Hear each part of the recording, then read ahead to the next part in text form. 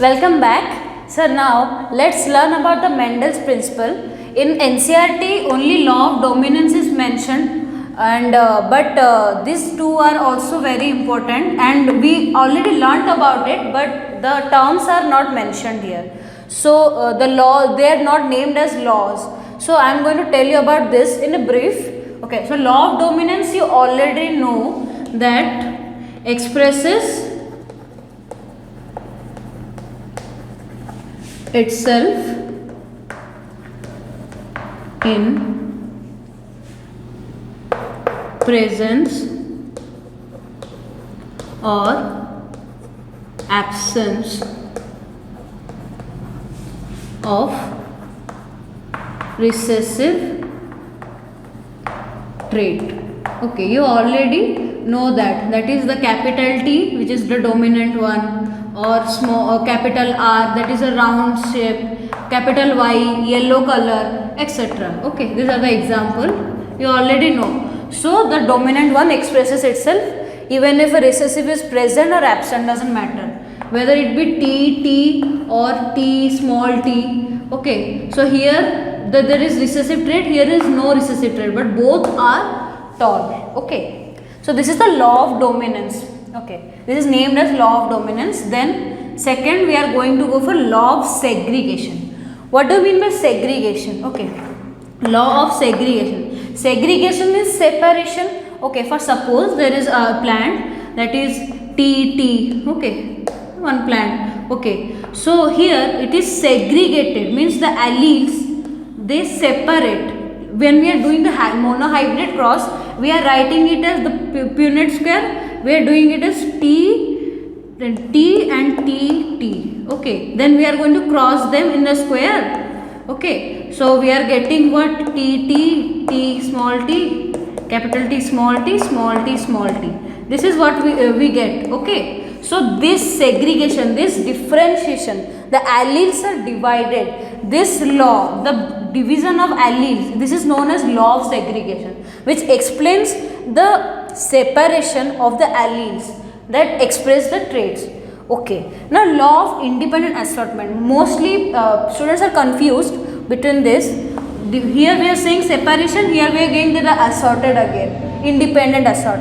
Here this is, we can understand this if we see the dihybrid cross. Dihybrid cross, we took the trait tall and round. Suppose this. Okay, so here what it is, so it says that the law of segregation is that the alleles can separate and it pass, it doesn't depend upon each other. But in the independent one, suppose this is, so the tall and the round, these are two separate traits. Okay, this is one trait, this is one trait. Like this 7 pair of traits are there. So this trait does not depend upon this trait. The tall is going to be tall, the round is going to be round. So here it is not that the tall can have, if this capital T, only capital R can attach. We already saw that with capital T there is small r, with small t there is capital R, and then there is small t with small r. Okay, we already saw this in the dihybrid cross in the last video. So that means they are independently assorted. The two traits does not depend upon each other. But when we see the each one trait, in the one trait the alleles, the separation, this is known as law of segregation. But when we talk about the genes, here we are talking about alleles, remember. Here we are going to talk about genes. Here the genes are something different, the traits. Okay, the two traits does not depend upon each other. That doesn't mean that dominant trait will have dominant one only. Here this trait, recessive one can also pair up with the dominant of this trait. Okay, so this is what the law, we have to only understand in 10th class this much, and in 12th this is going to be elaborated much. Okay. Okay, so now sex determination. This is the last topic of the heredity part. Okay, so now sex determination means what is the gender of the offspring. Okay, so first of all we are going to take the male and female. Before going through this, you should know we have 46 chromosome. Okay, so and they are present as pairs. So if there are 46 chromosomes, means there are 23 pairs of chromosomes. Okay.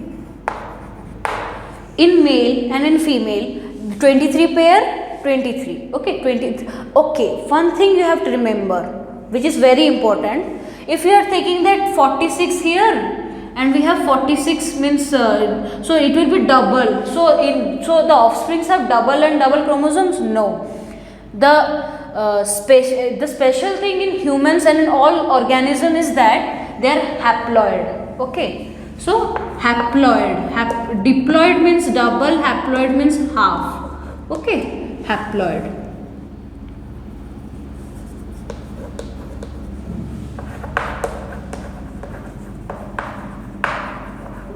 Okay, haploid. So male have 22 pairs. 22 pairs plus they have 22 pairs of chromosome and one pair that is left, that is the named as XY. These are all similar type. This is a different type, XY. Similarly, female has 22 pairs plus XX. Okay. So what is this 22? This is named as same thing. Okay, these chromosomes are known as autosome. Okay, autosome. And this last pair, that is the 23rd one, is known as sex chromosome. Okay, sex chromosome.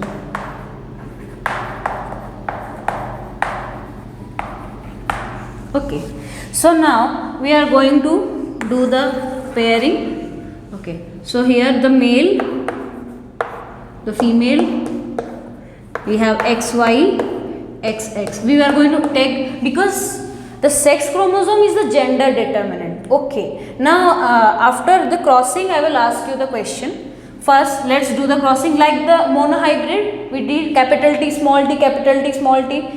Okay, we crossed it up. Similarly, we are going to do like this, XX. Okay.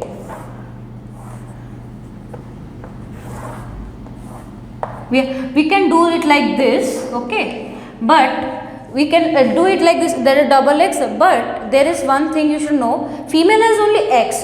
So if we are going to do the same thing, it is going to be repeated. So here, what we are going to do is, we will redeem this. And here it will be only X. From the XX we are getting only X. We can only take X, doesn't matter, because both are same. In the male it is X and one is Y. Now we can cross them, XX. Okay, so here we get XX, here we get XY. This is female, we know, and this is male. Okay, now the question is, who is the gender determinant, male or the female?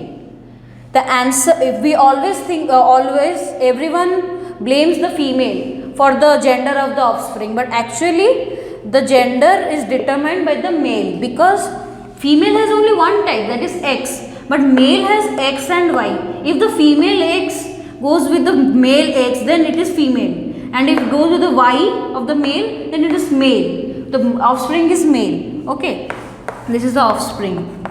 Okay, so the gender determinant is the male. So this is the sex determination. Okay, so we have 22 pairs and a sex chromosome, and male is the determinant, gender determinant. And remember, they are haploid. Okay, so half and half, total we get, the offspring also gets 23 pairs. They are haploid, remember that. Okay, that's all for this video. I hope you like it, and the heredity chapter is totally completed in all this. Thank you.